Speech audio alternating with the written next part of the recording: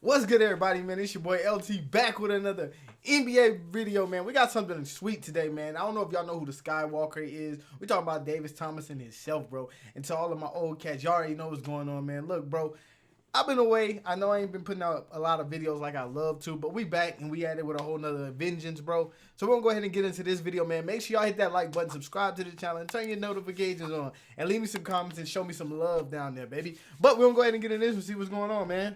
I'm really looking forward to this one, bro, because this is Mr. Skywalker himself. This is Michael Jordan's idol. You get what I'm saying? Like, when your idol's idol is on the screen, you still got it. You see what I'm saying? You got to put it together. David Tompson, the Skywalker, is one of the players Michael Jordan idolized growing up. That already says a lot about him. And even though he didn't play in the NBA for that long due to drug problems, he did more than people could imagine. He won Rookie of the Year, averaging 26 points per game. He was already an all-star as soon as he got into the league. And if you average his first 6 seasons when he was drug-free, he averaged 25 points per game, and he didn't even get to his prime. It would have been a scary sight for the NBA if drugs didn't hinder him, but everybody in the league knew he was a problem. He holds the 3rd highest single scoring game in NBA history with 73 points, and he didn't even play the whole game either, scoring 51 in the first half and sitting down most of the 3rd and 4th quarter. And what's even crazier is that he shot 28 for 38 from the field, which is 73%. Players hold on, young fella, hold on. I didn't know you was getting up that. I want to get the field, which look at that. Oh, just 73%. Players will say when he's going for a dunk, it almost looked like he's walking in the air. He had a standing vertical jump of 44 inches and a max vertical jump of 48 inches. He was dunking, grabbing boards, and blocking everybody's shot at 6'4". So you can see why he was named the Skywalker and why he inspired Michael Jordan. So we're gonna listen to NBA legends and players talk about how good David Tompson was. Enjoy the vid, man. 1 point, Sixers lead. Tompson. Look how high he is. His hand is up. Hey, Bo got baptized. Like, when we say baptized, I'm saying he got baptized, like full baptized. Oh, yeah. Dunked under the water. Come back. Into the rim. His head's almost touching the net. What a great play by David Tompson. David Tompson was a flawless basketball player. What was truly unique was that you had a guy who could fly, who could soar, who could do everything physically, and then really had a game as well. He's my inspiration. I think, as I was growing up. I grew up watching NC State. I was a David Tompson fan. I enjoyed the way he played, his aggressiveness, his scoring capabilities. And at 6'4", being able to play his game above the rim was truly amazing for any kid to watch. The whole term and the whole measuring of vertical leap began, I think, with David Tompson. He vaulted off the ground, exploded off the ground. 44 inches was a lot. That's Still his is a whole lot. elbow above you can the tell rim. when he was there. Bro, he really getting up there. He putting his whole elbow in the rim, and when I see players put their whole elbow in the rim, I'm like, yeah, that boy got vert. Look at that. Exploded. That's what, yeah. Off the ground. 44 inches was a lot. It still is a lot. And they said you his can tell when he was there. His max vert was above 48. you, he surprised you. But it goes to Anthony Roberts. Give me that one. Jump back, Jack.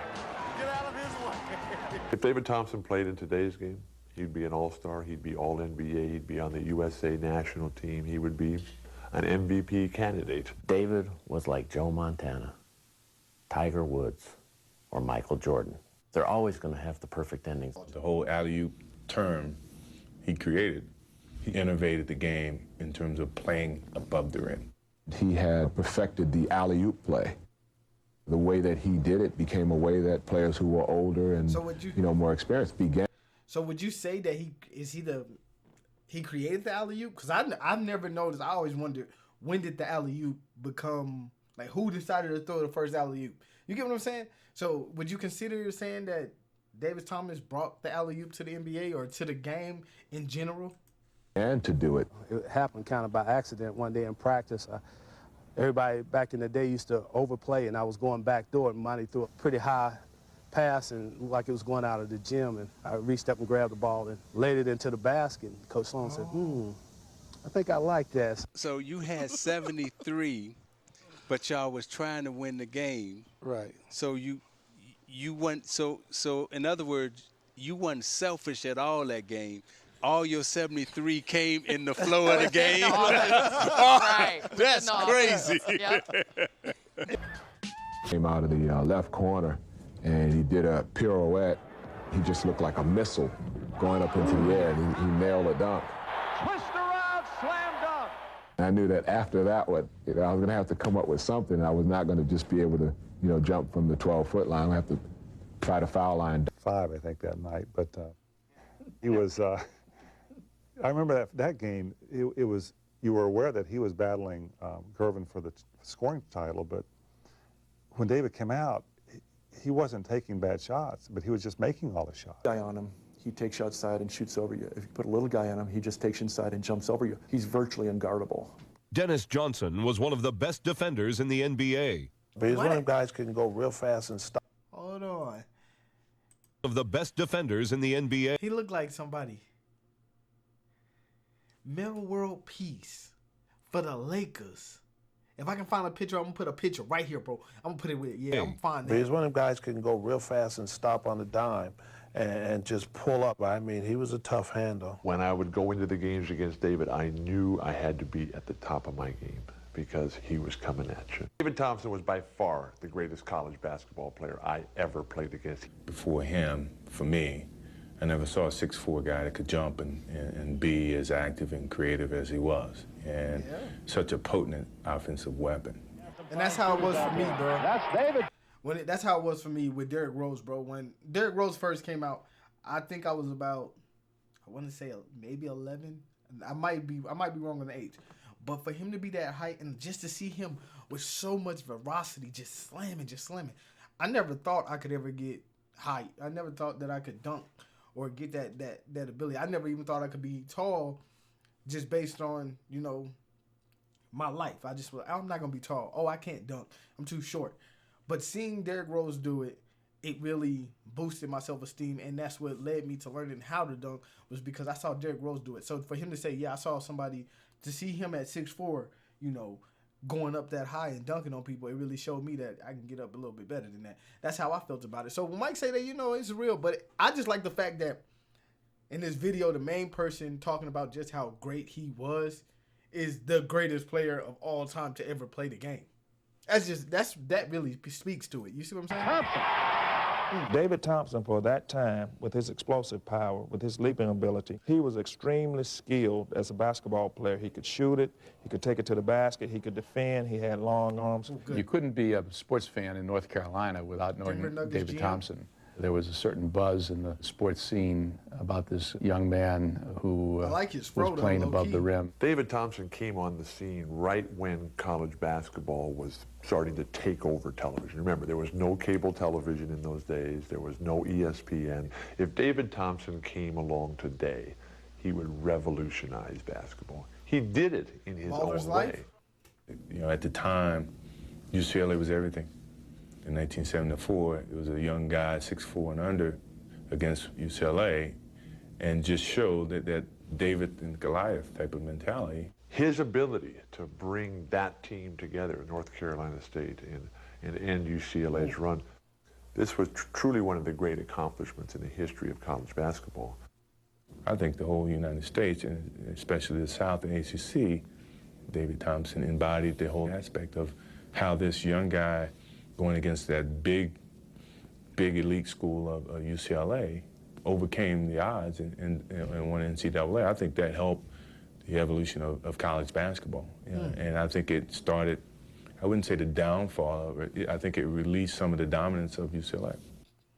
In all the years that I played for John Wooden, he only mentioned one player on the other team by name, and that was David Tompson.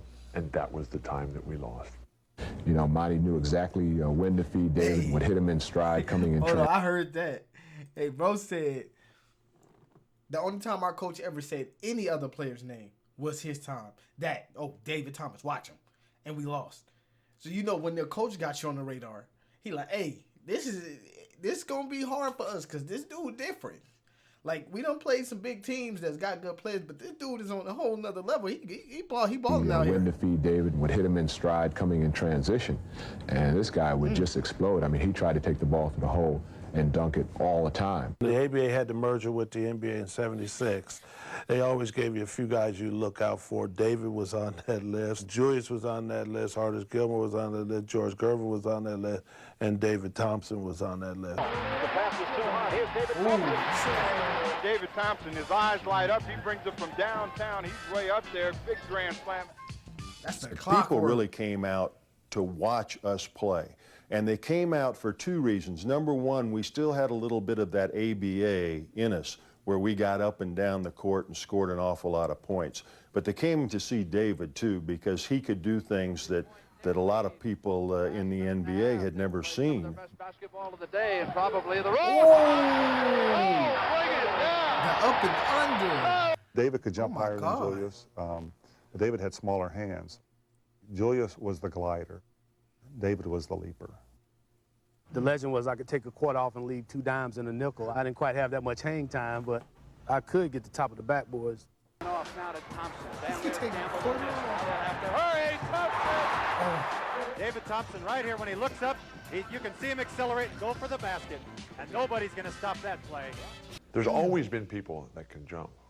What was truly unique about David Tompson was that you had a guy who could fly, who could soar, who could do everything physically, and then really had a game as well. The guy had one of the fastest first steps in the league. I had one of the fastest first steps in the league.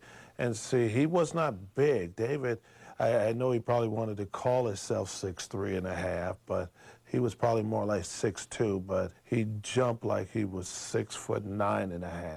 He was the complete package from the first day he came to professional basketball. David was an outstanding shooter. Julius Erving and Michael, the people that we compare great players to, they developed that jump shot as their careers developed. David had that from the very beginning. Until Michael Jordan came along, I would say he was the best one-on-one player I had seen. I know it's a big statement to make, but he just was, in my view, totally unstoppable. When he got it rolling, there was just absolutely nothing you could do. David could get on fire from 18 to 25 feet. He had unbelievable moves. He had a quick step, but his leaping ability is what would take you out of your chair. I think it elevated through the years. When it got to me, I took it another step, and now you got kids that are taking it even on a higher scale. So it's a little David Tompson in all of us. Who could imagine a greater player than David Tompson flying through the air? Bam! Throwing them down. Say that when holds you a lot of weight, dream man. of the perfect basketball player, you visualize David Tompson. Some of what he did back in the day. Look, Give me that. Thompson. And I tell you, Isaiah. Yeah, that quick first step, I see what you're talking about. Some of David Thompson's biggest moments in his NBA career happened in the great city of Detroit. And not only do you have to be a little crazy, but there's a little insanity again that comes along with greatness. And you know, when you was playing at NC State, jumping as high as you was jumping, and I remember I think I was in high school, and I forget who y'all was playing against, but they Monty Tao threw a lob, and you went up and hit your head on the backboard. I don't mean to laugh at it, but I mean, you hit your head on the backboard, fell down, had a concussion, everything else, and that was one of the scariest moments ever. But in full disclosure, that next day we all went outside trying to see how high we can jump and see if we could hit our head up against the backboard. That's how high he was jumping. I mean, you know, when we watch these highlights, I mean, we marvel at the athleticism that players have today, and we forget, like, you know, just how athletic you were, Dr. J, so forth and so on. So, you know, he didn't want to say Mike. I just like to remind. He wanted to say Mike. I know that he was like, I'm going to say everybody but him, you know, because Mike a high fly, but I ain't saying him. We're going to say Dr. J, you, and so forth and so forth. I'm not saying that man's name. He left me out of the, you know, the dream team. The younger generation, that there's no new things that are happening today. You know, it's all a recreation of what already happened what was happening before. I agree. They may be doing it with more lights and more social media, you know, but you guys were doing it back then. And, you know, we thank you for the example that you've set, the things that you've done, and the man that you are. And, we won't call you the Jordan maker, but we'll say you set the bar for Jordan to be. So thank you. So guys, I hope you enjoyed the video, and tell me, where do you rank David Tompson on the... All right, man, that was a good video, man. David Thomas, man, I want to check out some more. I actually want to see some more of his just dunks. I just want to go strictly dunks, you know, the Skywalker himself. But, man, this was a great video. I enjoyed it myself, man. I hope you guys did enjoy kicking it with your boy and watching this video, man. So make sure y'all drop a like. And if you haven't subscribed yet, go ahead and hit the subscribe. It's a whole vibe on this side, and I hope you love it. But, man, we're going to go ahead and get up out of here. Peace.